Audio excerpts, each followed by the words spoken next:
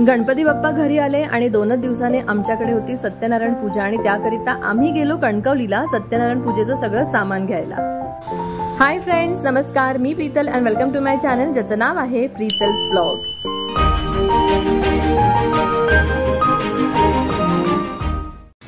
तर मी आणि प्रवीण कणकवलीला आलो म्हणजे सगळं सामान घ्यायला, कारण सत्यनारायणची पूजा होती आणि गणपती बाप्पाचं काही सामान घ्यायचं होतं आणि म्हणून आम्ही कणकवलीत आलो। आणि कणकवलीत आल्यानंतर खरंच असं वाटलं की खरंच कोकणात बाप्पा काय असतात हे इथे आल्यावर कळेल। कणकवली पूर्ण भरलेली होती, फळं, फुलं, सामान, हार, गजरे, असं वाटत होतं की जणू काही मी मुंबईच्या दादर मार्केटलाच आले आहे। खरंच खूप छान वाटत होतं।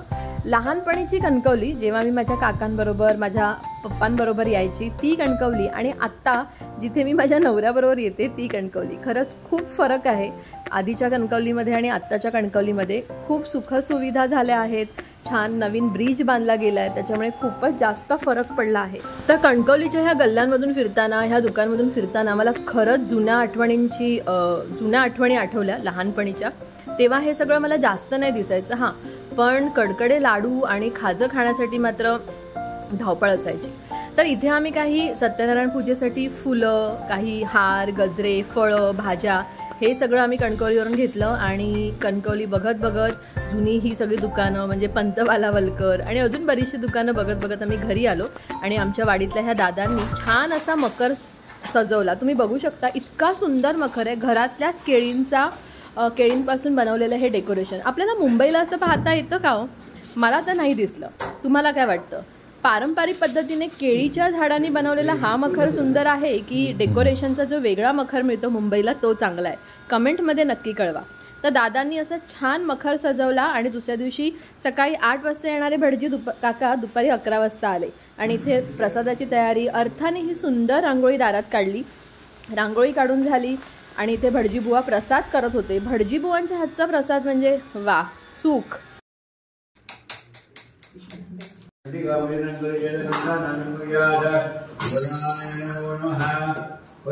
आणि इथे सत्यनारायण पूजेला सुरुवात झाली आणि भटजी बुवांचे मंत्र अख्ख्या वास्तूमध्ये घुमू लागले।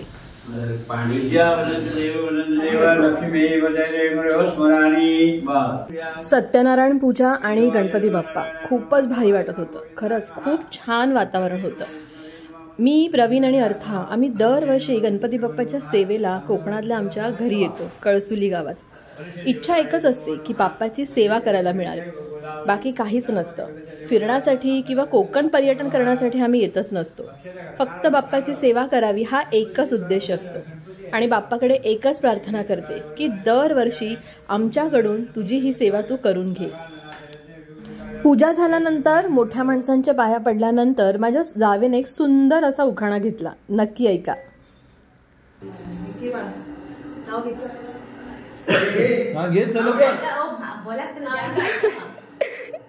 मंगल देवी मंगल माता वंदन करते तुला, जनार्दन रावांचे नाव घेते अखंड सौभाग्य।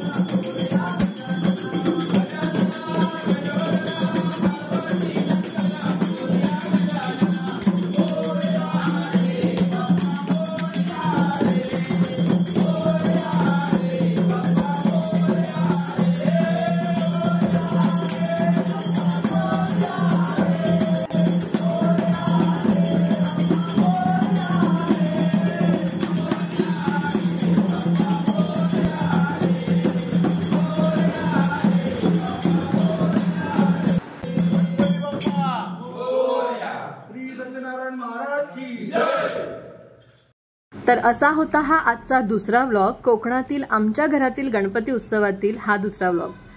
तर पुढचा तिसरा व्लॉग घेऊन मी लवकरच येते, ज्यामध्ये असणार आहे आम्ही सगळ्या बायकांनी घातलेल्या फुगड्या आणि काही खेळ। तर येणारे हे भन्नाट व्हिडिओज पाहण्यासाठी माझ्या चॅनलला जर सबस्क्राईब केलं नसेल तर नक्की करा आणि बेल आयकॉनला क्लिक करा, म्हणजे येणाऱ्या नवीन व्हिडिओचं नोटिफिकेशन सगळ्यात आधी तुम्हाला मिळेल। तर पुन्हा भेटू एका नवीन व्हिडिओने, एका नवीन ब्लॉगने। तोपर्यंत बाय, टेक केअर आणि नमस्कार।